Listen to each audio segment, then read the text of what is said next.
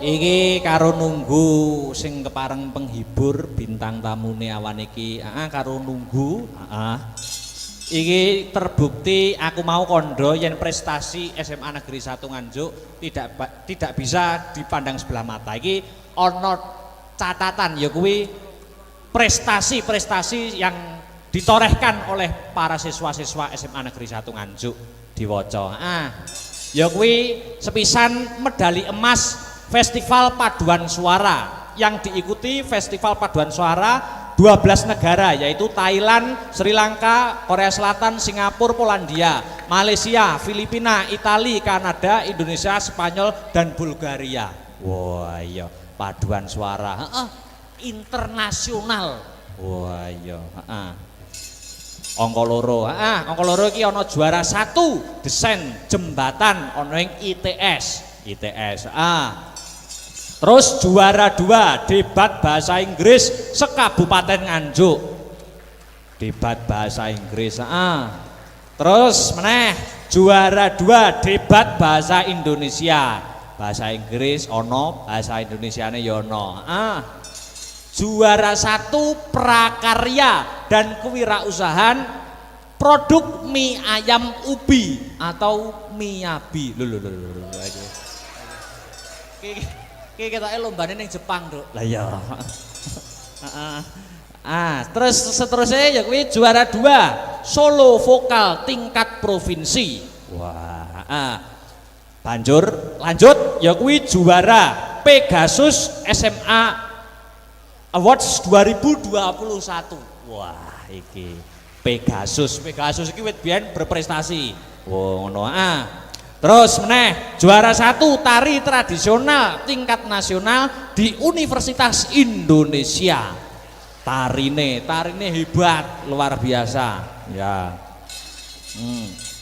Iki ana meneh ya kuwi Jember Fashion Carnival tingkat nasional. Ngono. Iki uga juara. Luar biasa. Oh iki prestasine sangat luar biasa ya. Mula patut kanggo alumni SMA Negeri 1 Nganjuk ki akeh sing dadi wong sukses, akeh sing dadi wong berhasil ki tidak memungkiri ya Yung.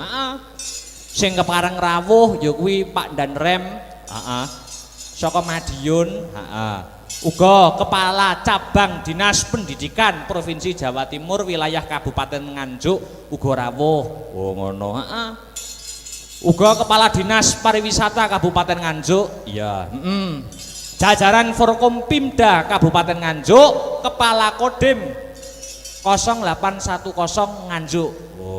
Dan sponsor utama PT Exindo 57 Jatim Bapak Haji Panito. Tepuk tangan untuk Bapak Haji Panito, luar biasa. Ya. Bapak Haji Panito iki yo alumni kene. Piye to masamu? Alumni kene iki bersatu, bermutu dan nomor 1. Ya toh?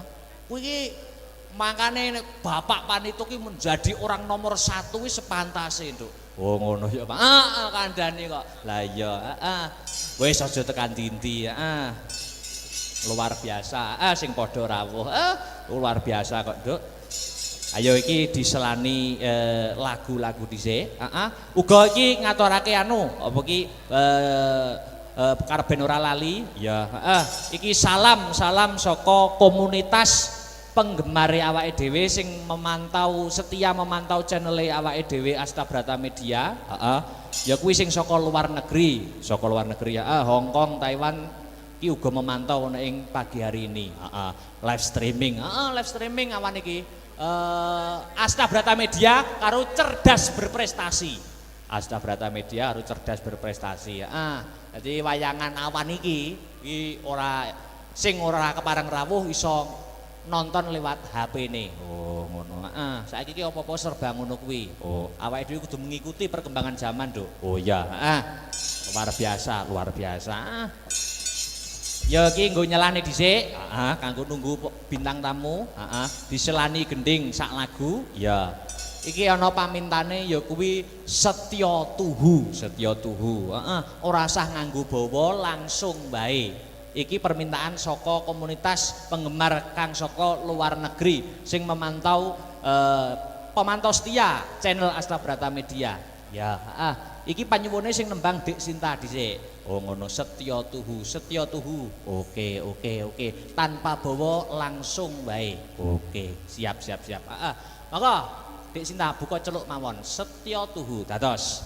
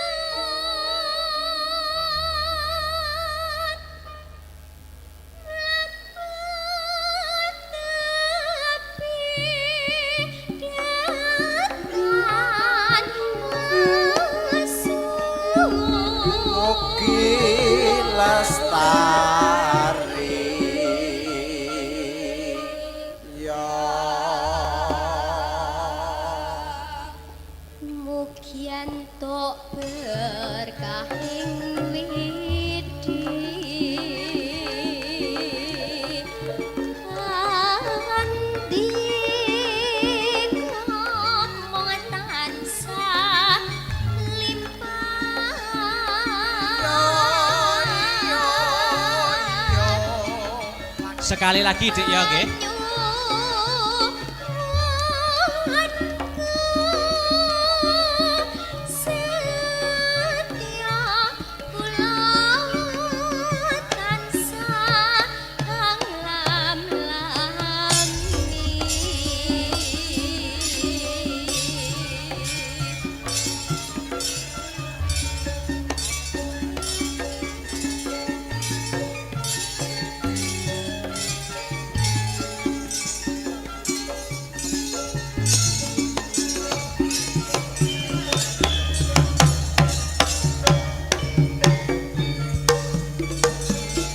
Asik.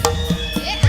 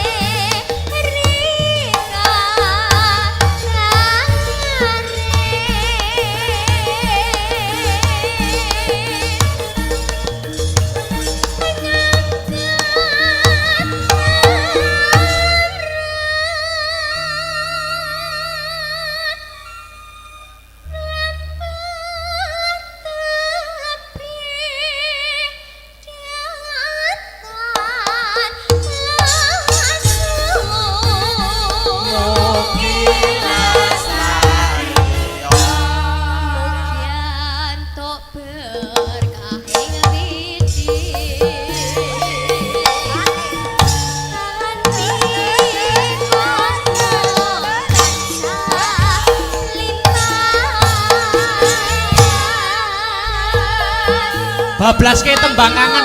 Tembang kangen. Dek nyiken salindri jumeneng deh. Tembang kangen.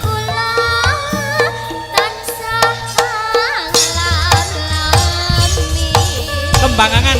Ya.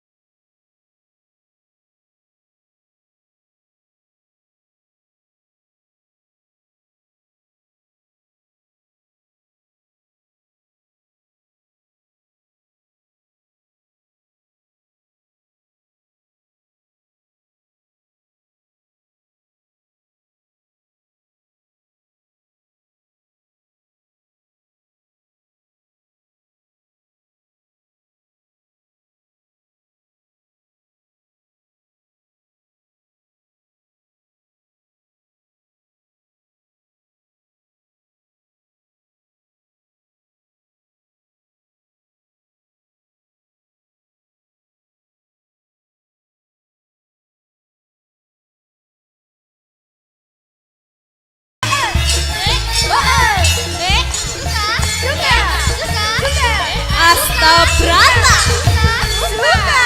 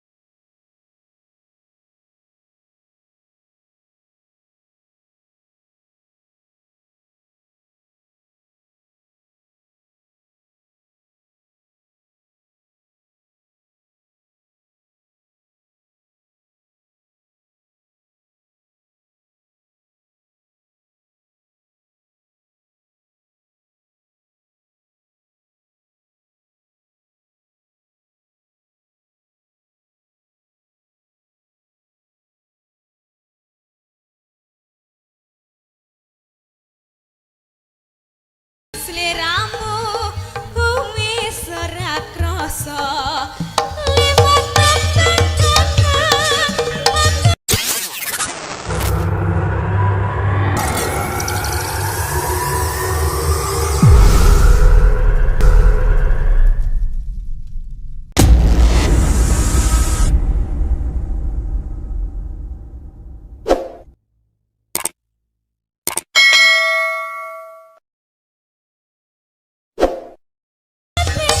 Sayang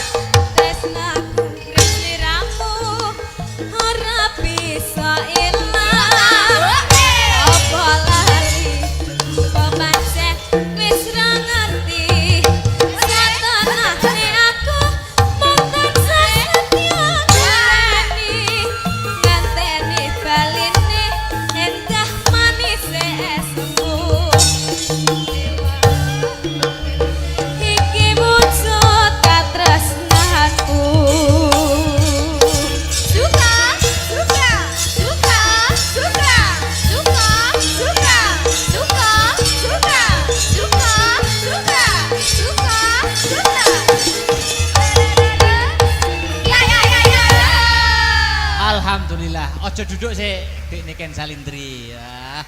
Niki kalih nunggu Mas Percil nggih, Dik Oh Niken. nggih, sugeng siang Mas Dalan. Wilujeng siang, Dik Niken Nggih, Salindri. alhamdulillah saged kepanggih malih nggih Mas. Alhamdulillah. Nggih. Di rangkaian acara HUT SMA Negeri 1 Nganjuk. Yang ke-41 tahun. 41. Sapa-sapa dulu, doa-doa dulu, mengucapkan Siap. dulu.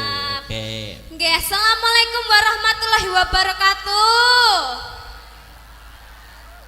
Oh iya, sudah makan semua ya? Lah kok urung ki lagi wis ndang mulai sik ndang sarapan sik ya. Mantuk sik ya. Anu kok poso. Oh, poso. Oh nggih niki kemis nggih. Oh iya. Poso kemis nggih. Iya. Nggih. Doanya apa Dik Niken sama sapa-sapa dulu guru kepada guru-guru kita. Sugeng siang Ibu Bapak Guru yang terhormat, yang saya cintai dan kami sayangi. Nggih alhamdulillah Ibu saged kepanggih kula Niken Salindri dan juga matur suwun untuk siswa-siswi SMA Negeri 1 Nganjuk yang telah hadir ke sini. Dan semoga siswa-siswi SMA Negeri 1 bisa lulus, terus sehat selalu, terus berteman dengan baik sampai kapanpun. Amin. Dan juga terima kasih untuk Ibu Bapak Guru yang sudah mensupport untuk memanggil pagelaran pada wayang hari ini. Nggih, ngoten nggih Mas? Ya, iki Pripun, Mas? mesti akeh sing bertanya-tanya. Kita kan bermain di SMA Negeri 1 Nganjuk. Iya, bener. Sampeyan ki kelas piro? Nek aku kuliah semester 5. Nek sampean? Oh iya. Kira-kira kelas pira Mas? Yo kira-kira yo SMA kelas 1, kelas 2 lah. Lah, wong-wong ngirone ya ngono. Lah tinemune jebul kelas piro? Aku sik kelas 1 SMP. Baik. SMP sakmono SMA ora mangan gurune. Lah kok ngono lho? Aku SMA ketoke koyo Mas sing kae wi lho. Oke. Ora Mas, aku ndak guyon kok. Luar Iya. biasa. Oke, Dik Niken. Pripun Mas? Sampean sudah mengucapkan? Sudah berdoa? Nggih. Duduk dulu kita sambut Cak Percil dulu. Oh, begitu. Nanti Jin, sampean siap. nembang lagi lho, nggih. Oke, siap. Oke, siap. Musiknya Musiknya aku ndak oleh mantuk sik iki. Oh, jangan kok penak men. Di kaya biasa nih Mas Tris, kayak biasa nih. Ah, digarap ya. Monggo.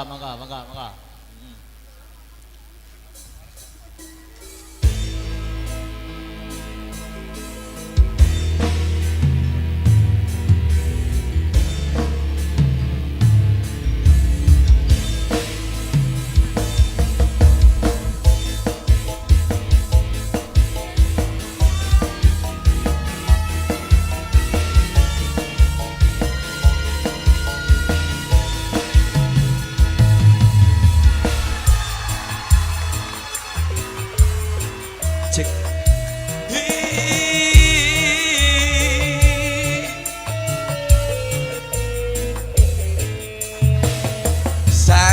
Perwakilan undangan sing kepareng rawuh diundang rawuh ana ing SMA Negeri 1 Nganjuk. Oh ngono.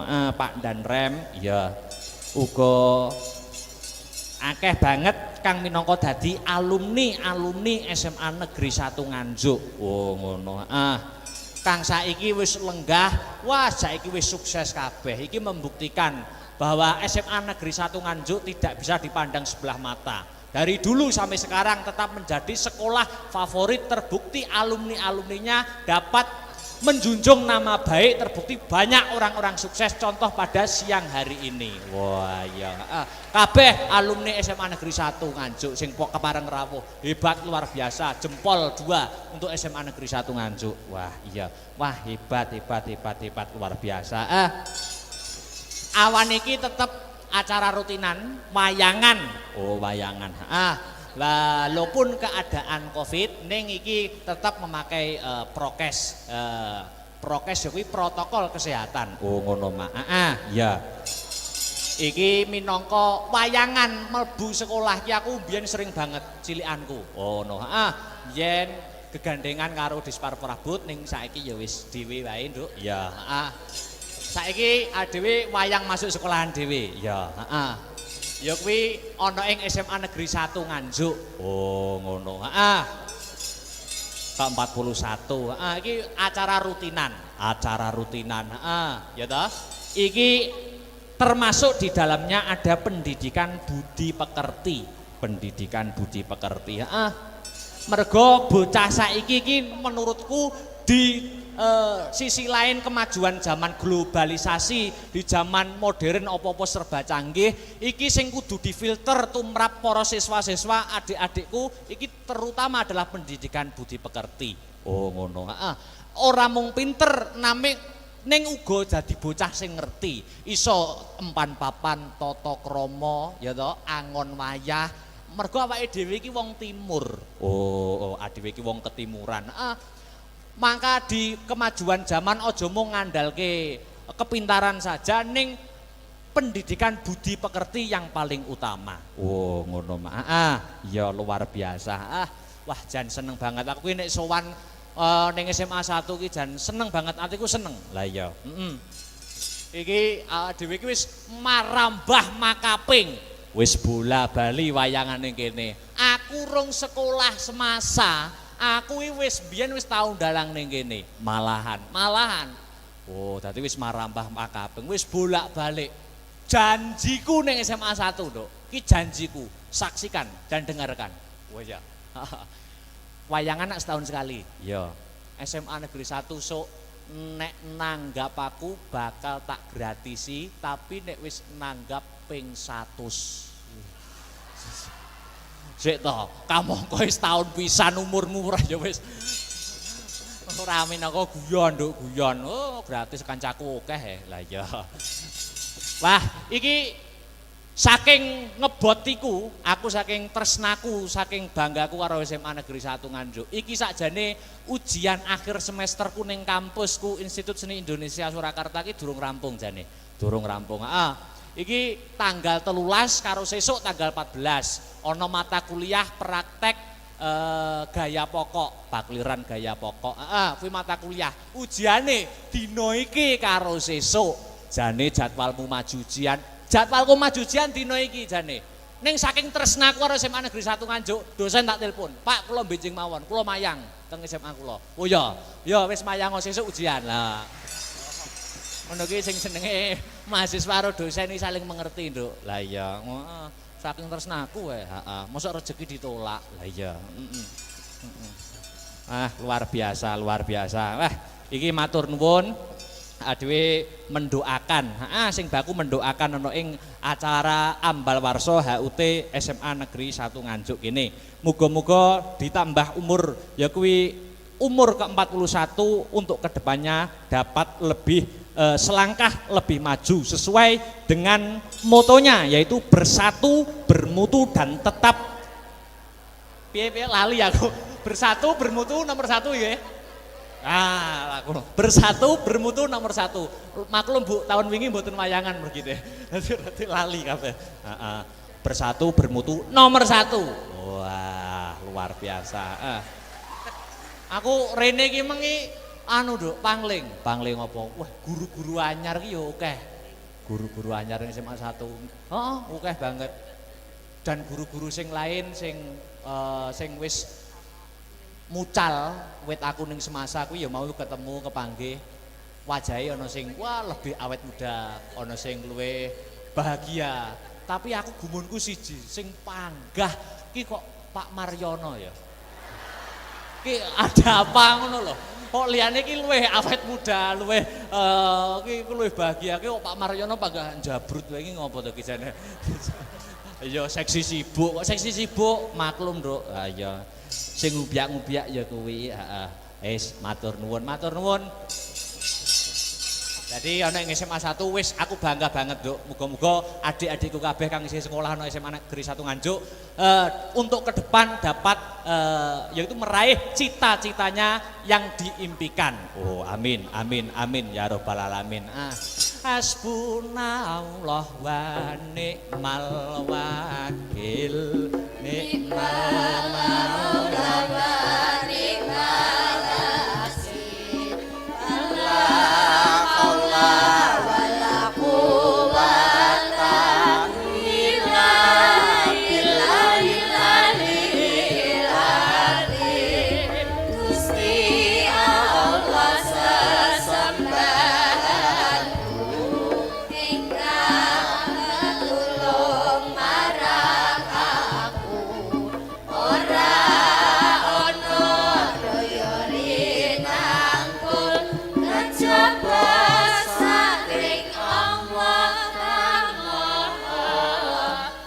Mas Heru.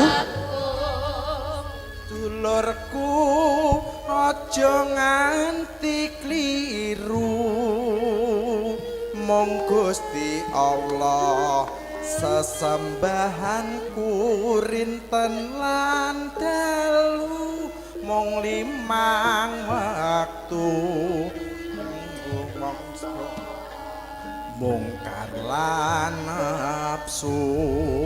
Sadulurku aja nganti kliru, mong Gusti Allah sesembahanku rintan lan dalu, mong 5 Sekali lagi. kanggo mrasa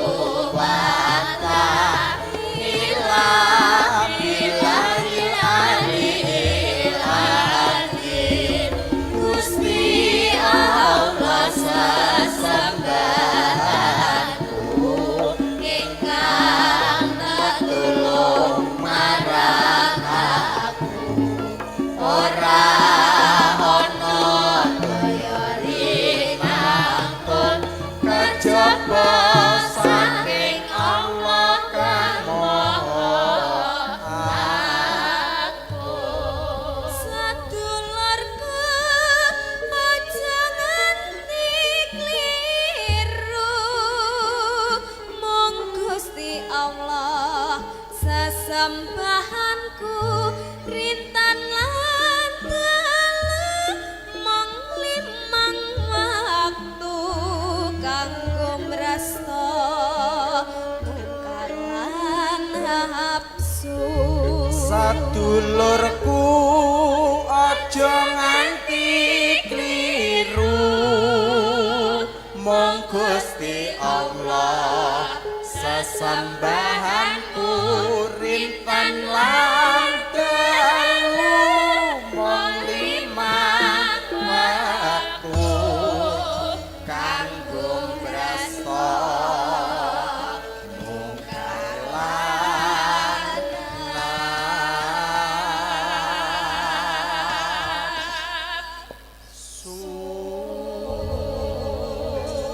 Iki karo nunggu sing kepareng penghibur bintang tamune awan iki.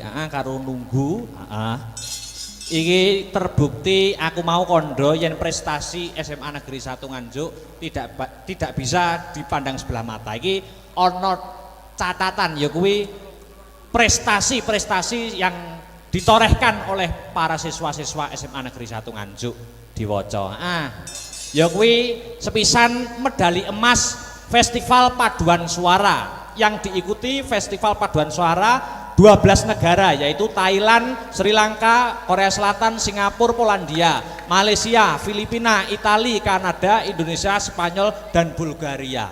Wah iya, paduan suara internasional. Wah iya, Angka loro iki ana juara 1 desain jembatan ana ing ITS. Terus juara 2 debat bahasa Inggris sekabupaten Nganjuk. Debat bahasa Inggris. Terus meneh juara 2 debat bahasa Indonesia. Bahasa Inggris ono, bahasa Indonesiane ya ono. Juara 1 prakarya dan kewirausahaan produk mie ayam ubi atau miyabi. Kita lombane ning Jepang, Duk. Lah iya. Terus seterusnya ya kuwi juara 2 solo vokal tingkat provinsi. Wah, Banjur lanjut ya kuwi juara Pegasus SMA Awards 2021. Wah, iki Pegasus iki wit biyen berprestasi. Ngono. Terus meneh juara 1 tari tradisional tingkat nasional di Universitas Indonesia. Tarine hebat, luar biasa. Ya. Iki ana meneh ya kuwi Jember Fashion Carnival tingkat nasional. Ngono. Iki uga juara. Luar biasa. Oh, iki prestasine sangat luar biasa. Ya. Mula patut kanggo alumni SMA Negeri 1 Nganjuk ki akeh sing dadi wong sukses, akeh sing dadi wong berhasil ki tidak memungkiri ya Yung. Sing kepareng rawuh ya kuwi Pak Danrem, saka Madiun, uga kepala cabang Dinas Pendidikan Provinsi Jawa Timur wilayah Kabupaten Nganjuk uga rawuh. Ngono. Uga kepala Dinas Pariwisata Kabupaten Nganjuk, ya. Jajaran Forkompimda Kabupaten Nganjuk, kepala Kodim 0810 Nganjuk. Dan sponsor utama PT Exindo 57 Jatim Bapak Haji Panito. Tepuk tangan untuk Bapak Haji Panito, luar biasa. Ya. Nah, Bapak Haji Panito iki yo alumni kene. Piye to masamu? Alumni kene iki bersatu, bermutu dan nomor 1. Ya toh? Kuwi iki makane Bapak Panito ki menjadi orang nomor 1 wis sepantase, Nduk. Ngono ya, Pak. Kandhane kok. Lah iya, wis aja tekan dinti, luar biasa. Sing padha rawuh. Luar biasa kok, Nduk. Ayo iki diselani lagu-lagu dhisik. Uga iki ngaturake apa ki karben ora lali ya. Iki salam saka komunitas penggemare awake dhewe sing setia memantau channel awake dhewe Astabrata Media. Ya kuwi sing saka luar negeri ya. Hong Kong, Taiwan ki uga memantau ing pagi hari ini. Live streaming awan iki. Astabrata Media karo cerdas berprestasi. Astabrata Media karo cerdas berprestasi. Jadi wayangan awan iki sing ora kepareng rawuh iso nonton lewat HP-ne. Ngono. Saiki iki apa-apa serba ngono kuwi. Awake dhewe kudu mengikuti perkembangan zaman, Nduk. Iya. Luar biasa. Ya iki nggo nyelane dhisik, kanggo nunggu bintang tamu, diselani gending sak lagu. Ya. Iki ana pamintane ya kuwi setya tuhu. Ora usah nganggo bawa, langsung bae. Iki permintaan saka komunitas penggemar kang saka luar negeri sing memantau pemantau setia channel Astabrata Media. Ya, iki panyuwune sing nembang Dik Sinta dhisik. Ngono, setya tuhu. Oke. Tanpa bawa langsung wae. Oke, siap. Maka Dik Sinta buka celuk mawon. Setya tuhu dados. Aku kang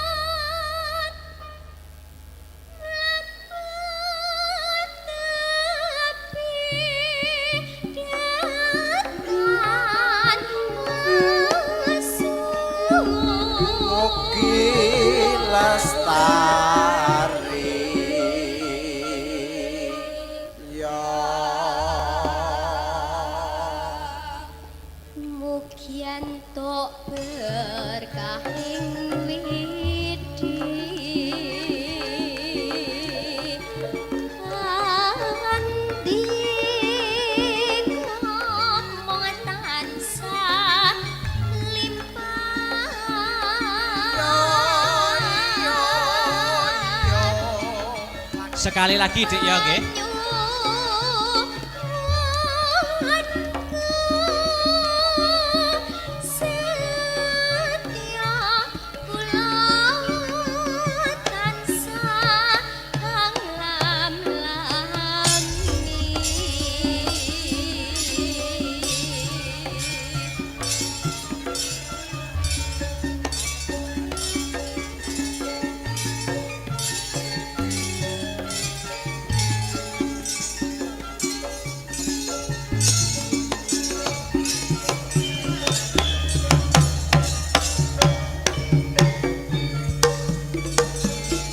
Asik.